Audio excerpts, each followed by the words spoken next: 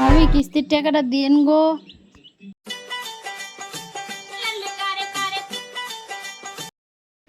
ভাই ভাবিকে কিস্তির টাকাটা নিয়ে আসতে বলেন।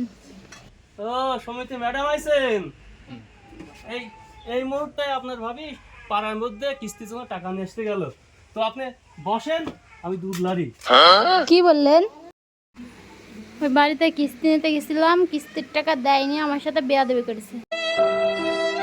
কি এত বড় সাহস? কিস্তি দেয়নি আবার ম্যাডামের সাথে অভদ্রতা করেছে। চল তো সবাই দেখি।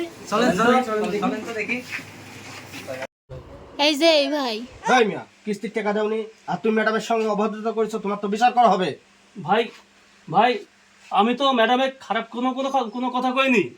ম্যাডাম আসছে কিস্তির টাকা নিতে। তো আমি বলছি ম্যাডাম আপনি বসেন, আমি দুধ লাড়ি।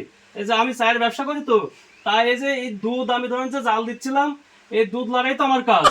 আপনি কি ম্যাডাম বুঝতে পারেননি? হ্যাঁ, আপনি শুধু শুধু ভাইয়ের ধরে নিয়ে আসছেন আমাকে শাসানোর জন্য। ম্যাডাম, আপনার বোঝার ভুল এটা। আপনি কি বুঝতে পারছেন বিষয়টা? বুঝতে পারছি। Bye bye, tata.